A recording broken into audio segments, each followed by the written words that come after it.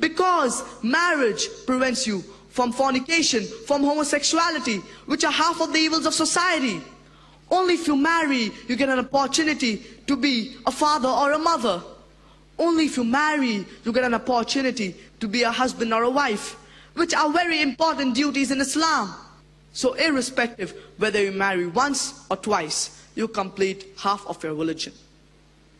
And Allah subhanahu wa ta'ala says in the glorious Quran, in Surah Rum, chapter number 30, verse number 21, وَمِنْ آيَاتِهِ أَنْ خَلَقَ لَكُم مِّنْ أَنفُسِكُمْ أَزْوَاجًا لِتَسْكُنُوا إِلَيْهَا وَجَعَلَ بَيْنَكُم مَّوَدَّةً وَرَحْمَةً. And among his signs are that he created from among yourself mates, that ye live in tranquility, and he has put love and mercy between your hearts.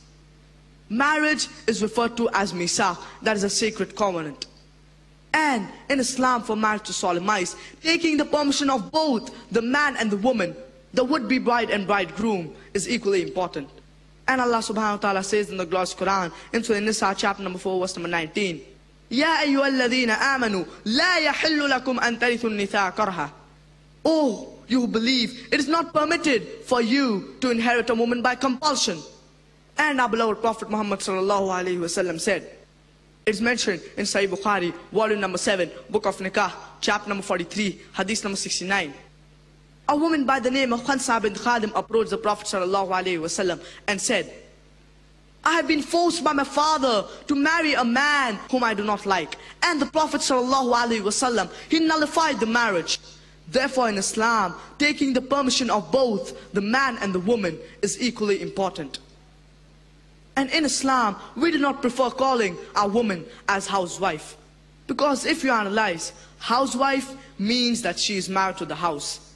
And we do not consider in Islam a woman to be married to the house.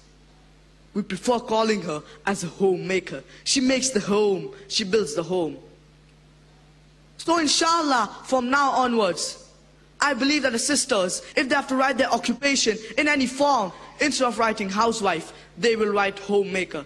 Because we do not consider you're married to the house. You are a homemaker. You make the home. You build the home. And in Islam, a woman is not married to a master to be treated like a slave. She is married to an equal and relationship that is of partnership. And if we analyze in Islam, the rights of women and men are overall equal. But in the aspect of leadership, man, he has a degree of advantage.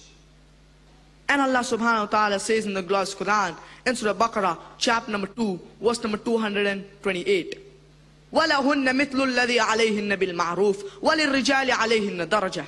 And the rights of a woman will be equal to that of a man, but the man has a degree of advantage. Many people, they have misunderstood this verse, that man has a degree of advantage. And they say that, you know, according to Islam and according to the glorious Quran, man is superior to the woman. And they quote the verse of the glorious Quran, الرِّجَالُ قَوَّامُونَ عَلَى النِّسَاءِ, that the man is the qawwam, he is superior to the woman. It is a verse in the glorious Quran. And Allah does say in the glorious Quran, in Surah Nisa, chapter number 4, verse number 34, الرِّجَالُ قَوَّامُونَ عَلَى النِّسَاءِ, the men are the protectors and the supporters of the woman. Qawwam comes from the root word iqama, which means to stand up. And Allah subhanahu wa ta'ala says that He has given the man one degree of additional responsibility. And it does not mean one degree of superiority of the man to boss over the woman. It means one degree of additional responsibility. And if you read the tafsir, the commentary of Tabari, even he says qawwam as one degree of additional responsibility for the man to support the woman. Allah subhanahu wa ta'ala says in the glorious Quran, in Surah Nisa, chapter number 4, verse number 19, وَعَاشِرُوهُنَّ بِالْمَعْرُوفِ فَإِنْ كَرِهْتُمُوهُنَّ فَعَسَىٰ أَن تَكْرَهُوا شَيْئًا وَيَجْعَلَ اللَّهُ فِيهِ خَيْرًا كَثِيرًا. And treat your wife with the footing of kindness and equity. Even if you dislike her, you may not like a thing, but Allah may bring a good deal out of it. Allah subhanahu wa ta'ala says that we have to treat our wife with the footing of kindness and equity, even if you dislike her. We may not like a thing, but Allah may bring a good deal out of it. And Allah subhanahu wa ta'ala says in the glorious Quran, in Surah Baqarah, chapter number 2, verse number 187, هن لباس لكم وأنتم لباس لهن. They are your garments and you are their garments. The wives are the garments of the husbands, and the husbands are the garments of the wives. What is the purpose of a garment? The purpose of a garment is to conceal, is to beautify. The husband and wife, they conceal each other's faults and they beautify each other. Their role is like hand and gloves. Let's discuss the social rights of a mother in Islam.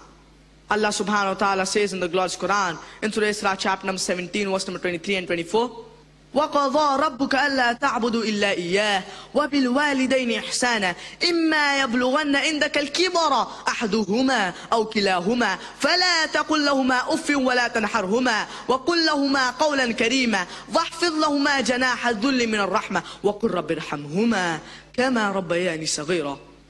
And the Lord has decreed that you worship none but Him, and to be kind to your parents, whether one or both of them attain old age. Say not a word of contempt, nor rebel them. Do not even say off to them, but address them in terms of humility, and say, my Lord, have mercy on them, even as they cherished me in my childhood. You have to respect your parents, whether one or both of them attain old age. You cannot even say off to them, but you have to lower your wings of humility. And you have to say, my Lord, have mercy on them, even as they cherished me in my childhood.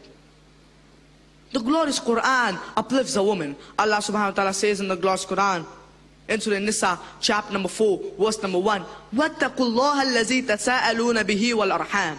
Respect the womb that bore you. Pregnancy uplifts a woman and does not degrade her.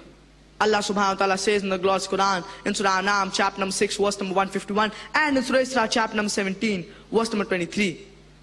وَبِالْوَالِدَيْنِ إِحْسَانًا. And be good to your parents. Allah subhanahu wa ta'ala says in the glorious Quran, in Surah Luqman, chapter number 31, verse number 14, and in Surah Ahqaf, chapter number 46, verse number 15. وَوَصَّيْنَا الْإِنسَانَ بِوَالِدَيْهِ. And we have enjoined upon man kindness to his parents, especially your mother. And the hadith of our beloved Prophet Muhammad sallallahu alayhi wasallam in Surah Ibn Majah, volume number 4, book of Jihad, hadith number 2781, as well as in Musnad Ahmad, volume number 3, hadith number 15538. فَالْزَمَهَا فَإِنَّ الْجَنَّةَ تَحْتَ رِجْلَيْهَا. Paradise lies beneath the feet of your mother. It does not mean that if you're walking on the road and if your mother, she steps on any muck or filth, that thing becomes paradise. It means that if you love your mother, if you respect your mother, if you are kind to your mother, you will inshallah enter paradise. And it is mentioned in Sahih Bukhari, volume number 8, book of Adab, hadith number 5971. جاء رجل إلى الرسول صلى الله عليه وسلم وقال يا رسول الله من أحق الناس بحسن صحابتي؟ قال أمك. قال ثم من؟ قال ثم أمك. قال ثم من؟ قال ثم أمك. قال ثم من؟ قال ثم أبوك. رواه Bukhari.